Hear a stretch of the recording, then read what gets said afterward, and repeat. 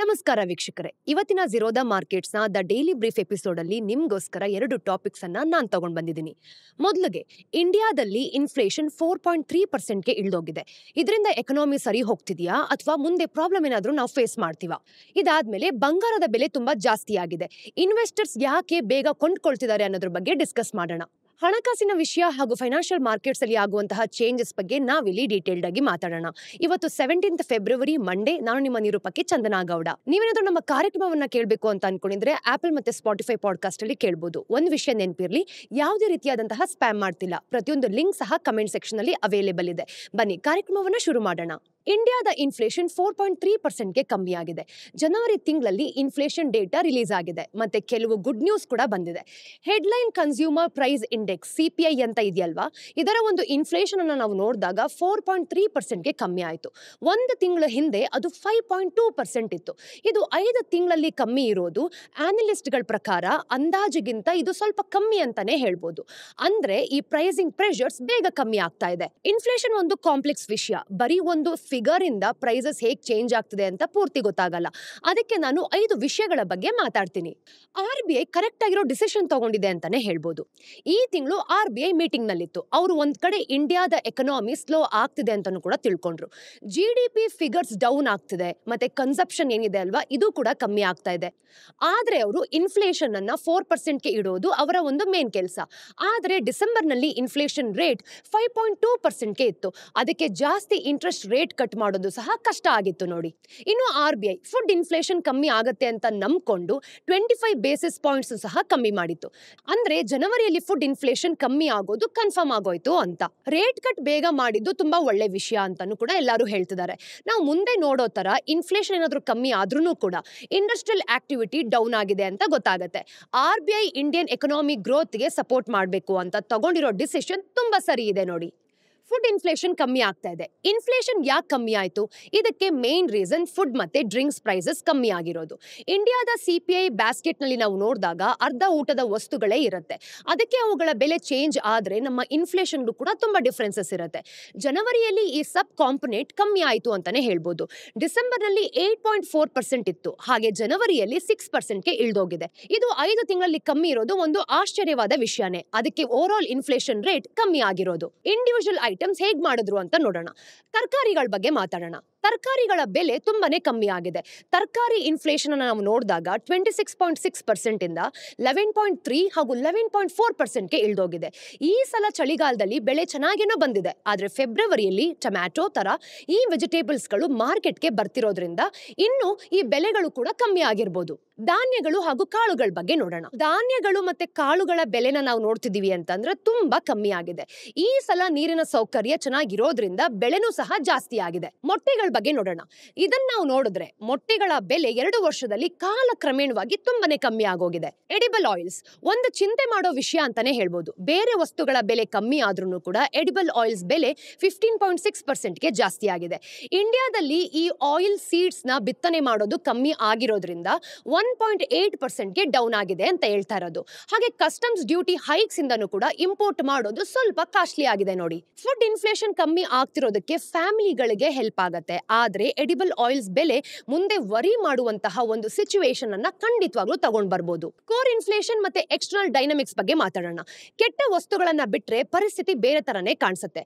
Core inflation ಅಂತ ಅಂದ್ರೆ food ಮತ್ತೆ ಫ್ಯೂಯಲ್ ಬಿಟ್ಟು ಬೇರೆ ಎಲ್ಲಾ ವಸ್ತುಗಳಿಗೆ ಇರುವಂತಹ ಇನ್ಫ್ಲೇಷನ್. ಅದು ಜನವರಿಯಲ್ಲಿ ಸುಮಾರು 3.7% ಇತ್ತು. ಇದು ಕಮ್ಮಿ ಇದ್ರೂ ಕೂಡ ವರ್ಷದಿಂದ ವರ್ಷಕ್ಕೆ ಇದೇ ತರನೇ ಇದೆ. ಕೋರ್ ಇನ್ಫ್ಲೇಷನ್ ಬೇಗ ಕಮ್ಮಿ ಆಗಲ್ಲ. ಯಾಕೆ ಅಂದ್ರೆ ಮುಂದೆ ತುಂಬಾ ರಿಸ್ಕ್ಸ್ ಇದೆ. ಅದಕ್ಕೆ ನಾವು ಇಂಪೋರ್ಟ್ ಮಾಡೋ ವಸ್ತುಗಳ ಬಗ್ಗೆ ನೋಡಿದ್ರೆ ಇದು ಗೊತ್ತಾಗತ್ತೆ.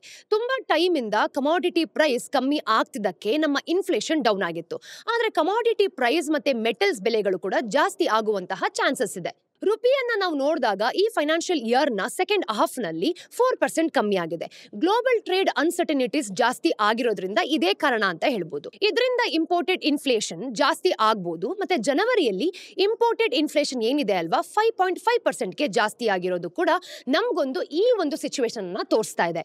ದೇಶಗಳು ಹೊಸ ಟ್ಯಾರಿಫ್ಸ್ ಅನ್ನ ಹಾಕಿದ್ರೆ ಪರಿಸ್ಥಿತಿ ಕೂಡ ಇನ್ನೂ ಕೆಟ್ಟದಾಗಬಹುದು ನೋಡಿ. ಅರ್ಬನ್ ರೂರಲ್ ಡೈವರ್ಜೆನ್ಸ್ ಮತ್ತೆ ಕೋರ್ ಕಾಂಪೊನೆಂಟ್ಸ್. ನಾನು ತುಂಬಾ ದಿನದಿಂದ ಅರ್ಬನ್ ಕನ್ಸಪ್ಷನ್ ಕಮ್ಮಿ ಕಮ್ಮಿ ಆಗ್ತಿದೆ, ಆದ್ರೆ ಈ ರೂರಲ್ ಕನ್ಸಪ್ಷನ್ ಸ್ವಲ್ಪ ಸರಿ ಮಾಡ್ತಿದೆ ಅಂತ ಹೇಳ್ತಿದೀನಿ ಅಲ್ವಾ. ಇನ್ಫ್ಲೇಷನ್ ಡೇಟಾನಲ್ಲೂ ಕೂಡ ಅದೇ ತರ ಇದೆ ನೋಡಿ. ಜನವರಿಯಲ್ಲಿ ಅರ್ಬನ್ ಸಿಪಿಐ ನಾವು ನೋಡಿದಾಗ 3.87%ಗೆ ಇಳಿದೋಗಿತ್ತು, ಆದ್ರೆ ರೂರಲ್ ಸಿಪಿಐ 4.64%ಗೆ ಜಾಸ್ತಿ ಆಯ್ತು. ಸಿಟಿಗಳಲ್ಲಿ ಡಿಸ್ಟ್ರಿಬ್ಯೂಷನ್ ನೆಟ್ವರ್ಕ್ ಏನೋ ತುಂಬಾ ಚೆನ್ನಾಗಿರುತ್ತೆ, ಆದ್ರೆ ಪ್ರೈಸ್ ಇಂಪ್ರೂವ್ಮೆಂಟ್ಸ್ ಕೂಡ ಬೇಗ ಸಿಗತ್ತೆ ಅಂತಾನೆ ಹೇಳ್ಬೋದು. ಆದ್ರೆ ಅರ್ಬನ್ ಕನ್ಸ್ಯೂಮರ್ಸ್ ಹುಷಾರಾಗಿ ಖರ್ಚು ಮಾಡ್ತಿದ್ದಾರೆ. ಯಾಕೆ ಅಂದ್ರೆ ಇನ್ಕಮ್ ಜಾಸ್ತಿ ಆಗ್ತಿಲ್ಲ ಅಂತ, ಮತ್ತೆ ಪ್ರೈಸಸ್ ಕೂಡ ಜಾಸ್ತಿ ಆಗಿರುತ್ತೆ. ಹಾಗೇನೆ ರೂರಲ್ ಇಂಡಿಯಾ ತುಂಬಾ ಚೆನ್ನಾಗಿ ಪರ್ಫಾರ್ಮ್ ಮಾಡ್ತಿದೆ. ಅದಕ್ಕೇನೆ ಇನ್ಫ್ಲೇಷನ್ ರೇಟ್ಸ್ ನಲ್ಲಿ ಈ ಡಿಫರೆನ್ಸಸ್ ಕಾಣ್ತಿರೋದು. ಇನ್ಫ್ಲೇಷನ್ ಮತ್ತೆ ಇಂಡಸ್ಟ್ರಿಯಲ್ ಔಟ್ಪುಟ್ ನ ನೋಡೋಣ.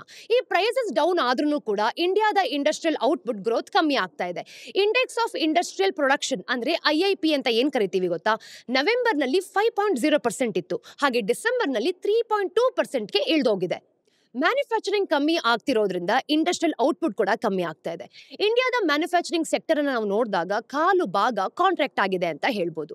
ಇನ್ಫ್ಲೇಷನ್ ಮತ್ತೆ ಇಂಡಸ್ಟ್ರಿಯಲ್ ಪ್ರೊಡಕ್ಷನ್ ಕನೆಕ್ಟ್ ಆಗಿರೋದ್ರಿಂದ ಜನರು ಖುಷಿಯಿಂದ ಖರ್ಚು ಮಾಡಿದ್ರೆ ಪ್ರೈಸಸ್ ಜಾಸ್ತಿ ಆಗುತ್ತೆ, ಮತ್ತೆ ಇನ್ವೆಸ್ಟ್ಮೆಂಟ್ಗೂ ಕೂಡ ಡಿಮ್ಯಾಂಡ್ ಜಾಸ್ತಿ ಆಗುತ್ತೆ.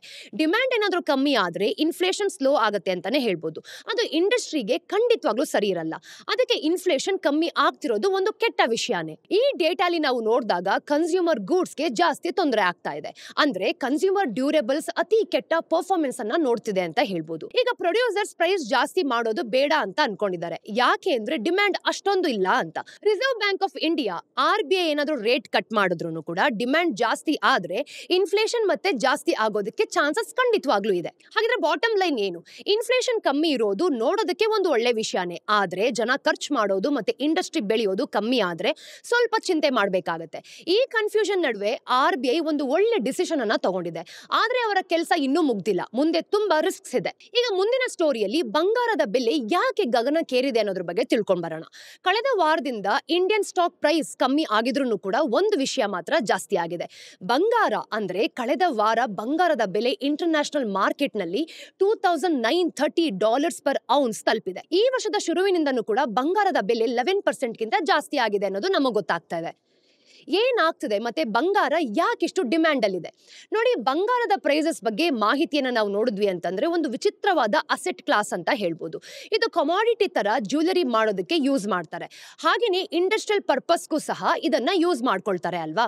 ಇದು ವ್ಯಾಲ್ಯೂನ ಖಂಡಿತವಾಗ್ಲೂ ಸ್ಟೋರ್ ಮಾಡುತ್ತೆ, ಹಾಗೆ ಕಷ್ಟದ ಟೈಮ್ ನಲ್ಲಿ ಜನರು ಇದನ್ನ ಇನ್ಶೂರೆನ್ಸ್ ತರ ಯೂಸ್ ಮಾಡ್ಕೊಳ್ತಾರೆ. ಕಳೆದ 2 ವರ್ಷದಿಂದ ನಾವು ನೋಡಿದಾಗ ಬಂಗಾರ ಚೆನ್ನಾಗಿ ಪರ್ಫಾರ್ಮ್ ಮಾಡ್ತಿರುವಂತಹ ಅಸೆಟ್ ಕ್ಲಾಸಸ್ ನಲ್ಲಿ ಒಂದು ಅಂತ ಹೇಳ್ಬೋದು.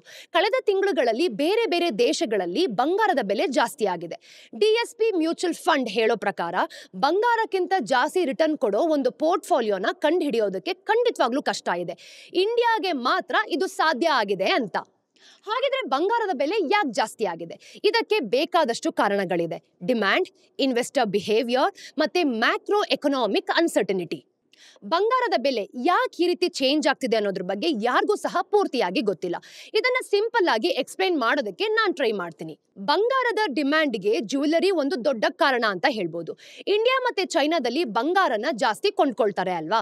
2024ರಲ್ಲಿ ಓವರ್ ಆಲ್ ಆಗಿ ನಾವು ನೋಡಿದಾಗ ಬಂಗಾರಕ್ಕೆ ಡಿಮ್ಯಾಂಡ್ ಕಮ್ಮಿ ಆಗಿದೆ. 2023ಕ್ಕೆ ನಾವೇನಾದ್ರೂ ಕಂಪೇರ್ ಮಾಡಿದ್ವಿ ಅಂತಂದ್ರೆ ಜಗತ್ತಿನಲ್ಲಿ ಜ್ಯುವೆಲರಿ ಡಿಮ್ಯಾಂಡ್ 11% ಕಮ್ಮಿ ಆಯಿತು. ಚೈನಾ ಎಕನಾಮಿ ಚೆನ್ನಾಗಿ ನಡೆದಿಲ್ಲ, ಅದಕ್ಕೆ ಬಂಗಾರ ಜ್ಯುವೆಲರಿ ಕೊಳ್ಳೋದು 24% ಕಮ್ಮಿ ಆಗಿದೆ ಅಂತ. ಲೈಟ್ ವೈಟ್ ಡಿಸೈನ್ಸ್ ಮತ್ತೆ ಅಲಾಯ್ಸ್ ನ ಯೂಸ್ ಮಾಡಿಕೊಂಡು ಕಸ್ಟಮರ್ ನ ಅಟ್ರಾಕ್ಟ್ ಮಾಡೋದಕ್ಕೆ ಟ್ರೈ ಮಾಡ್ತಿದ್ರು ಕೂಡ ಚೈನಾದ ಜ್ಯುವೆಲರಿ ಡಿಮ್ಯಾಂಡ್ ಕಳೆದ ವರ್ಷ 10 ವರ್ಷದ ಆವರೇಜ್ ಗಿಂತ 26% ಕಮ್ಮಿ ಆಗಿದೆ. ಇನ್ನು ವರ್ಷದ ಕೊನೆಯಲ್ಲಿ ನಾವು ನೋಡಿದಾಗ ಡಿಮ್ಯಾಂಡ್ ಏನೋ ಮತ್ತೆ ವಾಪಸ್ ಬಂತು. 2024ರ ಫೈನಲ್ ಕ್ವಾರ್ಟರ್ ನಲ್ಲಿ ಬಂಗಾರದ ಡಿಮ್ಯಾಂಡ್ ಡಬಲ್ ಆಯ್ತು ನೋಡಿ. ಇಂಡಿಯಾದಲ್ಲಿ ನೋಡಿದ್ರೆ ಡಿಮ್ಯಾಂಡ್ ಏನೋ ತುಂಬಾ ಸ್ಟ್ರಾಂಗ್ ಆಗಿದೆ. ಬಂಗಾರದ ಪ್ರೈಸ್ ಜಾಸ್ತಿ ಆದ್ರೂ ಕೂಡ ವಾಲ್ಯೂಮ್ಸ್ ಬರೀ 2% ಕಮ್ಮಿ ಆಗಿದೆ. ಇದಕ್ಕೆ ಮೇನ್ ರೀಸನ್ ಗವರ್ಮೆಂಟ್ ಪಾಲಿಸಿ. ಕಳೆದ ಜುಲೈನಲ್ಲಿ ನಾವು ನೋಡಿದಾಗ Indian government gold import duties ಅನ್ನ 15% ಇಂದ 6%ಗೆ ಕಮ್ಮಿ ಮಾಡ್ತು. ಇದರಿಂದ ಕಾಸ್ಟ್ ತುಂಬಾ ಕಮ್ಮಿ ಆಗಿ ಡಿಮ್ಯಾಂಡ್ ಜಾಸ್ತಿ ಆಯಿತು, ಅದಕ್ಕೆ ಬೆಲೆನೂ ಕೂಡ ಜಾಸ್ತಿ ಆಗಿರೋದು. ಇಂಡಿಯಾದಲ್ಲಿ ಕಳೆದ ವರ್ಷ ನಾವು ನೋಡಿದಾಗ 563.4 ಟನ್ಸ್ ಬಂಗಾರವನ್ನ ಯೂಸ್ ಮಾಡ್ಕೊಂಡಿದ್ರು. ಅದಕ್ಕೆ ನಾವು ಲಾರ್ಜೆಸ್ಟ್ ಗೋಲ್ಡ್ ಜ್ಯುವೆಲರಿ ಮಾರ್ಕೆಟ್ ಆಗಿದ್ದೀವಿ ನೋಡಿ. ಒಂದ್ ಕಡೆ ಪಾಲಿಸಿ ಸರಿ ಇಲ್ಲದೆ ಇದ್ರೂ ಮತ್ತೆ ಇನ್ನೊಂದು ಕಡೆ ಗ್ಲೋಬಲ್ ರಿಸ್ಕ್ ಬಂಗಾರವನ್ನ ಯಾವಾಗ್ಲೂ ಇಂಪಾರ್ಟೆಂಟ್ ಆಗಿರುವಂತಹ ಒಂದು ಕಾರಣವಾಗಿ ಮಾಡುತ್ತೆ. ಅದು ದುಡ್ಡು ಇಡೋದಕ್ಕೆ ಒಂದು ಸೇಫ್ ಜಾಗ ತರ ಅನ್ಸತ್ತೆ. ಗೌರ್ಮೆಂಟ್ ಪಾಲಿಸಿ ಡಿಸಿಷನ್ ಸರಿ ಇಲ್ಲದೆ ಇದ್ರೆ ಅಥವಾ ಎಕನಾಮಿಕ್ ಫಂಡಮೆಂಟಲ್ ವೀಕ್ ಏನಾದ್ರೂ ಆದ್ರೆ ಇನ್ವೆಸ್ಟರ್ಸ್ ಬಂಗಾರವನ್ನ ಕೊಂಡ್ಕೊಳ್ತಾರೆ. ಡಾಲರ್ಸ್ ಅನ್ನ ನೋಡಿದಾಗ ಜಗತ್ನಲ್ಲಿ ಸೇಫೆಸ್ಟ್ ಕರೆನ್ಸಿ ಅಂತ ಜನರು ಅನ್ಕೊಳ್ತಿದ್ದಾರೆ. ಅದಕ್ಕೆ ಇನ್ವೆಸ್ಟರ್ಸ್ ಏನ್ ಮಾಡ್ತಾರೆ, ಅದ್ರ ಕಡೆ ಹೋಗ್ತಾರೆ. ಆದ್ರೆ ಅಮೆರಿಕದ ಒಂದು ಫಿಸ್ಕಲ್ ಡೆಫಿಸಿಟ್ ಅನ್ನ ನಾವು ನೋಡಿದಾಗ ಡೆಟ್ ಜಾಸ್ತಿ ಆಗಿರೋದ್ರಿಂದ ಜನರಿಗೆ ಅದ್ರ ಮೇಲೆ ನಂಬಿಕೆ ಕಮ್ಮಿ ಆಗಿದೆ. ಇನ್ನು ಹಿಸ್ಟ್ರಿ ನೋಡಿದ್ರೆ US ಡೆಪ್ಟ್ ಲೆವೆಲ್ಸ್ ಮತ್ತೆ ಈ ಗೋಲ್ಡ್ ಪ್ರೈಸಸ್ ಹತ್ರ ಇರತ್ತೆ ಅಂತ ಹೇಳ್ತಾರೆ. ಕೋವಿಡ್ ಆದ್ಮೇಲಂತೂ US ಫಿಸ್ಕಲ್ ಎಕ್ಸ್ಪಾನ್ಷನ್ ಬಗ್ಗೆ ಭಯ ಶುರುವಾಗೋಗಿದೆ ನೋಡಿ. ಮತ್ತೆ ಟ್ರಂಪ್ ಪ್ರೆಸಿಡೆಂಟ್ ಆದ್ಮೇಲೆ ಟ್ಯಾಕ್ಸ್ ಕಟ್ಸ್ ಮತ್ತೆ ಡೆಫಿಸಿಟ್ಸ್ ಜಾಸ್ತಿ ಆಗ್ಬೋದು ಅಂತ ತುಂಬಾ ಜನ ಬಂಗಾರನ ಜಾಸ್ತಿ ತಗೊಳ್ಳೋದಕ್ಕೆ ಶುರು ಮಾಡ್ಕೊಂಡಿದ್ದಾರೆ. ಇದರ ಜೊತೆಗೆ ಟ್ರಂಪ್ ಎಲೆಕ್ಷನ್ಸ್ ಇಂದ ಗ್ಲೋಬಲ್ ಮಾರ್ಕೆಟ್ಸ್ ನಲ್ಲಿ ಅನ್ಸರ್ಟನಿಟಿ ಜಾಸ್ತಿ ಆಗೋಗಿದೆ. ಟ್ಯಾರಿಫ್ಸ್ ತರ ಪಾಲಿಸೀಸ್ ಬಗ್ಗೆ ಈ ಒಂದು ಗ್ಯಾರಂಟಿ ಇಲ್ಲದೆ ಇರೋದ್ರಿಂದ ಬಂಗಾರದ ಡಿಮ್ಯಾಂಡ್ ಕೂಡ ಜಾಸ್ತಿ ಆಗಿದೆ. ಅದಕ್ಕೆ ಬಂಗಾರ ಸೇಫೆಸ್ಟ್ ಅಸೆಟ್ ತರ ಎಲ್ರಿಗೂ ಕೂಡ ಕಾಣಿಸ್ತಾ ಇರೋದು. ಈಕ್ವಿಟಿ ಮಾರ್ಕೆಟ್ ಸೆಲ್ ಆಫ್ಸ್ ಮತ್ತೆ ಕರೆನ್ಸಿ ವೀಕ್ನೆಸ್. ಈಗ ನಾವು ಡೀಪ್ ಸೀಕ್ ಬಗ್ಗೆ ಗೊತ್ತಾದಾಗ US ಈಕ್ವಿಟೀಸ್ ತುಂಬಾನೇ ಕಮ್ಮಿ ಆಯ್ತು ಅಲ್ವಾ. ಯುರೋಪಿಯನ್ ಮತ್ತೆ ಚೈನೀಸ್ ಮಾರ್ಕೆಟ್ ಕೂಡ ಎಕನಾಮಿ ಪ್ರಾಬ್ಲಮ್ಸ್ ಇಂದ ಕಷ್ಟಪಡ್ತಿತ್ತು. ಇಂಥ ಟೈಮ್ನಲ್ಲಿ ಜನ ರಿಸ್ಕ್ ಇಲ್ದೇ ಇರೋ ಕಡೆ ಒಂದು ದುಡ್ಡನ್ನ ಹಾಕಕ್ಕೆ ನೋಡ್ತಾರೆ. ಮಾರ್ಕೆಟ್ ವಾಲಟೈಲ್ ಆಗೋವರೆಗೂ ಕೂಡ ದುಡ್ಡು ಸೇಫ್ ಆಗಿರ್ಬೇಕು ಅಂತ ಜನ ಬಂಗಾರವನ್ನ ಕೊಂಡ್ಕೊಳ್ತಾರೆ. ಇನ್ವೆಸ್ಟರ್ಸ್ ಅನ್ನ ನೋಡಿದಾಗ ಕರೆನ್ಸಿ ವೀಕ್ ಆದ್ರೂ ಕೂಡ ಬಂಗಾರವನ್ನೇ ಅವರು ಕೂಡ ಪರ್ಚೇಸ್ ಮಾಡೋದು. ಇದೆಲ್ಲದರಿಂದನೂ ಕೂಡ US federal reserve rate cuts ಅನ್ನ ನಿಲ್ಲಿಸಿದೆ. ಇನ್ನು ಜಪಾನ್ ಅಲ್ಲಿ ದಶಕಗಳ ಒಂದು ಡಿಫ್ಲೇಷನ್ ಆದ್ಮೇಲೆ ಇನ್ಫ್ಲೇಷನ್ ವಾಪಸ್ ಬಂದಿದೆ. ಇನ್ನು ಇನ್ಫ್ಲೇಷನ್ ಜಾಸ್ತಿ ಆದ್ರೆ ಇಂಟ್ರೆಸ್ಟ್ ರೇಟ್ಸ್ ಜಾಸ್ತಿ ಆಗತ್ತೆ ಮತ್ತೆ ಜನ ಫಿಯೇಟ್ ಕರೆನ್ಸಿಸ್ ಬಿಟ್ಟು ಬಂಗಾರವನ್ನೇ ನಂಬ್ತಾರೆ. ಇದೆಲ್ಲ ETF ಫ್ಲೋಸ್ ನಲ್ಲಿ ಕಾಣಿಸುತ್ತೆ. 2020 ನವೆಂಬರ್ ಇಂದ ಹಿಡಿದು 2024 ಮೇ ವರೆಗೂ ಕೂಡ ಬಂಗಾರದ ಬೆಲೆ ಜಾಸ್ತಿ ಆದ್ರೂ ಜನರು ಗೋಲ್ಡ್ ETFs ಇಂದ ದುಡ್ಡು ವಾಪಸ್ ತಗೊಳ್ತಾ ಇದ್ದಾರೆ. ಆ ಟೈಮ್ ನಲ್ಲಿ ETFs ಪ್ರತಿ ವರ್ಷನೂ ಕೂಡ 180 ಇಂದ 200 ಟನ್ಸ್ ಬಂಗಾರದ ಸೇಲ್ಸ್ ಅನ್ನ ಜಾಸ್ತಿ ಮಾಡಿತ್ತು. ಕಳೆದ 3 ಕ್ವಾರ್ಟರ್ಸ್ ಇಂದ ಈ ಒಂದು ಟ್ರೆಂಡ್ ಚೇಂಜ್ ಆಗ್ತಿದೆ ಅಂತ ಹೇಳ್ಬೋದು. ಜೂನ್ ಇಂದ ಡಿಸೆಂಬರ್ ವರೆಗೂ ಕೂಡ ETFs ನಲ್ಲಿ 63 ಟನ್ಸ್ ಬಂಗಾರವನ್ನ ಸೇರಿಸ್ತಾ ಇದ್ದಾರೆ. ಅಮೆರಿಕನ್ ಎಲೆಕ್ಷನ್ಸ್ ಆದ್ಮೇಲೆ ಸ್ವಲ್ಪ ಔಟ್ಫ್ಲೋಸ್ ಇದ್ರೂ ಕೂಡ ಜನವರಿಯಲ್ಲಿ ಮತ್ತೆ ಜಾಸ್ತಿ ದುಡ್ಡು ಹಾಕೋದಕ್ಕೆ ಶುರು ಮಾಡ್ಕೊಂಡಿದ್ದಾರೆ ನೋಡಿ. ಜಗತ್ತು ಫ್ರಾಗ್ಮೆಂಟೆಡ್ ಆಗ್ತಿರೋದ್ರಿಂದ ಸೆಂಟ್ರಲ್ ಬ್ಯಾಂಕ್ಸ್ ಬಂಗಾರವನ್ನ ಜಾಸ್ತಿ ಸ್ಟೋರ್ ಮಾಡ್ತಾ ಇದ್ದಾರೆ ನೋಡಿ. ಕಳೆದ 15 ವರ್ಷದಿಂದ ನಾವು ನೋಡಿದಾಗ ಸೆಂಟ್ರಲ್ ಬ್ಯಾಂಕ್ಸ್ ಬಂಗಾರವನ್ನ ಕೂಡಿಸ್ತಾ ಇದೆ ಅಂತ ಹೇಳ್ಬೋದು. ರಷ್ಯಾದ ಯುಕ್ರೇನ್ ಇನ್ವೇಷನ್ ಮತ್ತೆ ಮಿಡಲ್ ಈಸ್ಟ್ ಕಾನ್ಫ್ಲಿಕ್ಟ್ ಆದ್ಮೇಲಂತೂ ಇದು ಬೇಗನೆ ಬಂಗಾರವನ್ನ ಕೊಂಡ್ಕೊಳ್ಳೋದಕ್ಕೆ ಶುರು ಮಾಡ್ಕೊಂಡಿದ್ದಾರೆ. ಕಳೆದ 3 ವರ್ಷದಿಂದ ನಾವು ನೋಡಿದಾಗ ಜಗತ್ತಿನ ಸೆಂಟ್ರಲ್ ಬ್ಯಾಂಕ್ಸ್ ಪ್ರತಿ ವರ್ಷ 1000 ಟನ್ಸ್ಗಿಂತ ಜಾಸ್ತಿ ಬಂಗಾರವನ್ನ ಕೊಂಡ್ಕೊಳ್ತಿದ್ದಾರೆ. 2010 ರಿಂದ ಹಿಡಿದು 2021 ನಡುವೆ ಏನಿಲ್ಲ ಅಂದ್ರೂ ಕೂಡ 473 ಟನ್ಸ್ ಅಷ್ಟು ಬಂಗಾರವನ್ನ ಕೊಂಡ್ಕೊಂಡಿದ್ದಾರೆ. ರಿಸರ್ವ್ ಬ್ಯಾಂಕ್ ಆಫ್ ಇಂಡಿಯಾ ಕೂಡ 2024ರಲ್ಲಿ 73 ಟನ್ಸ್ ಬಂಗಾರವನ್ನ ಕೊಂಡ್ಕೊಂಡಿದೆ ಅಂತ ಹೇಳ್ಬೋದು. 2023ರಲ್ಲಿ ಕೊಂಡ್ಕೊಂಡಿದ್ದ ಬಂಗಾರಕ್ಕಿಂತ ಇದು 4 ಪಟ್ಟು ಜಾಸ್ತಿ. ಹಾಗಿದ್ರೆ ಇದರ ಬಾಟಮ್ ಲೈನ್ ಏನು? ಬಂಗಾರ ಒಂದು ಬೇರೆ ಅಸೆಟ್ ಅಂತ ಹೇಳ್ಬೋದು. ಫಿಸಿಕಲ್ ಆಗಿ ನಿಮ್ ಹತ್ರ ಯಾವಾಗ್ಲೂ ಕೂಡ ಇರುತ್ತೆ. ರಿಸ್ಕ್ ಅಂತೂ ಖಂಡಿತವಾಗ್ಲೂ ಇರಲ್ಲ. ನಿಮ್ ಹತ್ರ ಇರೋ ದುಡ್ಡು ಹಾಳಾಗುತ್ತೆ ಅಂತ ನಿಮಗೆ ಭಯನೇ ಇರಲ್ಲ. ಅದಕ್ಕೆ ಬಂಗಾರದ ಪ್ರೈಸ್ ಜಗತ್ನಲ್ಲಿ ತೊಂದರೆ ಆದಾಗ ಜಾಸ್ತಿ ಆಗುತ್ತೆ. ಇನ್ಫ್ಲೇಷನರಿ ಪ್ರೆಷರ್ಸ್ ಇಂದ ಹಿಡಿದು ಜಿಯೋಪೊಲಿಟಿಕಲ್ ಟೆನ್ಷನ್ಸ್ ವರೆಗೂ ಕೂಡ ಜಗತ್ನಲ್ಲಿ ಏನೇ ಆದ್ರೂ ಜನರು ಮತ್ತೆ ಸೆಂಟ್ರಲ್ ಬ್ಯಾಂಕ್ಸ್ ಎಲ್ಲರೂ ಕೂಡ ಬಂಗಾರವನ್ನೇ ಪರ್ಚೇಸ್ ಮಾಡೋದಕ್ಕೆ ನೋಡೋದು. ಬಂಗಾರದ ಬೆಲೆ ಯಾಕೆ ಜಾಸ್ತಿ ಆಗ್ತಿದೆ ಅಂತಂದ್ರೆ ಮನುಷ್ಯರಿಗೆ ಅವ್ರ ಮೇಲೆ, ಮಾರ್ಕೆಟ್ಸ್ ಮೇಲೆ ಮತ್ತೆ ಎಕನಾಮಿ ಮೇಲೆ ನಂಬಿಕೆ ಆಗ್ತಿರೋದ್ರಿಂದ ಅಂತ ಹೇಳ್ಬೋದು. ಸ್ನೇಹಿತರೆ, ಇವತ್ತಿನ ಟಿಡ್ಬಿಟ್ಸ್ ಏನು ಅಂತ ನೋಡ್ಕೊಂಬರೋಣ. ನಂಬರ್ 1, ಇಂಡಿಯಾದ ಆಟೋ ಎಕ್ಸ್ಪೋರ್ಟ್ ಜನವರಿ 2025ರಲ್ಲಿ 40.2% ಜಾಸ್ತಿ ಆಯಿತು. 2 ವೀಲರ್ ಎಕ್ಸ್ಪೋರ್ಟ್ಸ್ ಅನ್ನು ನಾವು ನೋಡಿದಾಗ 46.2% ಜಾಸ್ತಿ ಆಗಿ 3,80,528 ಯೂನಿಟ್ ಸೇಲ್ ಆಗಿದೆ. ಪ್ಯಾಸೆಂಜರ್ ವೆಹಿಕಲ್ 17% ಜಾಸ್ತಿ ಆಗಿ 57,585 ಯೂನಿಟ್ಸ್ ಜಾಸ್ತಿ ಆಗಿದೆ. ಹಾಗೆ 3 ವೀಲರ್ 20% ಜಾಸ್ತಿಯಾಗಿ 23,859 ಯೂನಿಟ್ಸ್ ಸೇಲ್ಸ್ ಆಗಿದೆ. ಈಗ ಡೊಮೆಸ್ಟಿಕ್ ಡಿಸ್ಪ್ಯಾಚ್ ಕೂಡ ಕಮ್ಮಿ ಇದೆ ಅಂತ ಹೇಳ್ಬೋದು. PV ಸೇಲ್ಸ್ 1.6% ಅಷ್ಟೇ ಜಾಸ್ತಿ ಆಗಿದೆ. ಮತ್ತೆ 2 ವೀಲರ್ ಮಾರಾಟ ಕೂಡ 2.1% ಜಾಸ್ತಿ ಆಗಿದೆ. ಹಾಗೆ 3 ವೀಲರ್ನ ನಾವು ನೋಡಿದಾಗ 7.7 ಜಾಸ್ತಿ ಆಗಿದೆ. ಹಾಗೆ ಎಕ್ಸ್ಪೋರ್ಟ್ಸ್ ಕೂಡ ಜಾಸ್ತಿ ಆಗ್ತಿರೋದ್ರಿಂದ ಇಂಡಿಯಾ ಗ್ಲೋಬಲ್ ಆಟೋ ಮಾರ್ಕೆಟ್ ನಲ್ಲಿ ಚೆನ್ನಾಗಿ ಪರ್ಫಾರ್ಮ್ ಮಾಡ್ತಾ ಇದೆ. ನಂಬರ್ 2, ಅದಾನಿ ಗ್ರೀನ್ ಎನರ್ಜಿ ಶ್ರೀಲಂಕಾದಲ್ಲಿ $442 ಮಿಲಿಯನ್ ಬೆಲೆಯ 350 ಮೆಗಾವಾಟ್ ವಿಂಡ್ ಪವರ್ ಪ್ರಾಜೆಕ್ಟ್ಸ್ ಇಂದ ಹೊರಗಡೆ ಬಂದಿದೆ. ಹೊಸ ಗವರ್ಮೆಂಟ್ ಟ್ಯಾರಿಫ್ಸ್ ನ ಚೇಂಜ್ ಮಾಡ್ತಿರೋದ್ರಿಂದ ಇದು ಹೀಗಾಗಿದೆ ಅಂತ ಹೇಳ್ಬೋದು. 250 ಮೆಗಾವಾಟ್ ಮನಾರ್ ಹಾಗೂ 100 ಮೆಗಾವಾಟ್ ಪುನರೈನ್ ಪ್ರಾಜೆಕ್ಟ್ಸ್ ಗಳು ಏನಿದೆ ಅಲ್ವಾ, ಇದು 2025ಗೆ ಕಂಪ್ಲೀಟ್ ಆಗಬೇಕಾಗಿತ್ತು. ಆದ್ರೆ ಕಾಂಪಿಟೇಟಿವ್ ಬಿಡ್ಡಿಂಗ್ ಇಲ್ಲದೆ ಇರುವಂತ ಕಾರಣ ಅವಾರ್ಡ್ ಕೊಟ್ಟಿದ್ದಕ್ಕೆ ಪೊಲಿಟಿಕಲ್ ಸ್ಕ್ರೂಟಿನಿಟಿ ಜಾಸ್ತಿ ಆಗಿತ್ತು. ಈ ಪ್ರಾಜೆಕ್ಟ್ಸ್ ಅನ್ನು ನಾವು ನೋಡಿದಾಗ ಶ್ರೀಲಂಕಾದ ರಿನ್ಯೂವಬಲ್ ಎನರ್ಜಿಗೆ ತುಂಬಾ ಮುಖ್ಯವಾಗಿತ್ತು ನೋಡಿ. ಕೊನೆಯ ಟಿಡ್ಬಿಟ್, ಏಪ್ರಿಲ್ ಜನವರಿಯಲ್ಲಿ ನಾವು ನೋಡಿದಾಗ ಇಂಡಿಯಾದ ಫಿನಿಶ್ಡ್ ಸ್ಟೀಲ್ ಇಂಪೋರ್ಟ್ಸ್ ಕೂಡ 20.3% ಜಾಸ್ತಿಯಾಗಿ 8.3 ಮಿಲಿಯನ್ ಟನ್ಸ್ ಅಲ್ಲಿ ತಲುಪಿದೆ. ಅದಕ್ಕೆ ಇಂಡಿಯಾ ನೆಟ್ ಇಂಪೋರ್ಟರ್ ಕೂಡ ಆಗಿದೆ ಅಂತ ಹೇಳ್ಬೋದು. ಚೈನಾದ ಶಿಪ್ಮೆಂಟ್ಸ್ ಜಾಸ್ತಿ ಆಗಿರೋದ್ರಿಂದ ಹೀಗಾಗ್ತಾ ಇದೆ. ಇನ್ನು ಎಕ್ಸ್ಪೋರ್ಟ್ಸ್ 29% ಕಮ್ಮಿಯಾಗಿ 7 ವರ್ಷಗಳಲ್ಲಿ 4 ಮಿಲಿಯನ್ ಟನ್ಸ್ಗೆ ಇಳಿದೋಗಿದೆ. ಡೊಮೆಸ್ಟಿಕ್ ಕನ್ಸಪ್ಷನ್ ನಾವು ನೋಡಿದಾಗ 124.8 ಮಿಲಿಯನ್ ಟನ್ಸ್ಗೆ ತಲುಪಿದೆ ಅಂತ ಹೇಳ್ಬೋದು. ಇದು 7 ವರ್ಷದಲ್ಲಿ ಅತಿ ಹೆಚ್ಚು.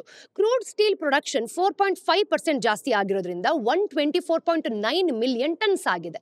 ಇನ್ನು ಸೆಪ್ಟೆಂಬರ್ ಮತ್ತು ಡಿಸೆಂಬರ್ ನಡುವೆ ಹಾಟ್ ರೋಲ್ಡ್ ಕಾಯಿಲ್ ಪ್ರೈಸಸ್ ನಾವು ನೋಡಿದಾಗ 15% ಡೌನ್ ಆಗ್ತಾ ಇದೆ. ಬೇಸಿಕಲಿ ಇದು ಸ್ಟೀಲ್ ಮೇಕರ್ಸ್ ಪ್ರೆಷರ್ಸ್ ನಲ್ಲಿ ಇರೋದ್ರಿಂದ ಗವರ್ಮೆಂಟ್ 6 ತಿಂಗಳಲ್ಲಿ 15 to 25% ಸೇಫ್ ಗಾರ್ಡ್ ಡ್ಯೂಟಿ ಹಾಕೋದಕ್ಕೆ ಯೋಚನೆ ಮಾಡ್ತಾ ಇದೆ. ಇದು ಇವತ್ತಿನ ಝೀರೋದ ಮಾರುಕಟ್ಟೆಯ ದ ಡೈಲಿ ಬ್ರೀಫ್ ನ ಅಪ್ಡೇಟ್. ನಿಮ್ಮೆಲ್ರಿಗೂ ಸಹ ವಿಡಿಯೋ ಇಷ್ಟ ಆಗಿದೆ ಅಂತ ಭಾವಿಸ್ತೀನಿ. ಇಷ್ಟ ಆದಲ್ಲಿ ಲೈಕ್ ಮಾಡಿ, ಶೇರ್ ಮಾಡಿ, ಸಬ್ಸ್ಕ್ರೈಬ್ ಮಾಡಿ. ಮತ್ತಷ್ಟು ಅಪ್ಡೇಟ್ಸ್ ಒಂದಿಗೆ ನಾನು ನಿಮಗೆ ಮುಂದಿನ ವಿಡಿಯೋಲಿ ಸಿಗ್ತೀನಿ. ಅಲ್ಲಿ ತನಕ ಟೇಕ್ ಕೇರ್. ನಿಮ್ಮ ಚಂದನ ಸೈನಿಂಗ್ ಆಫ್.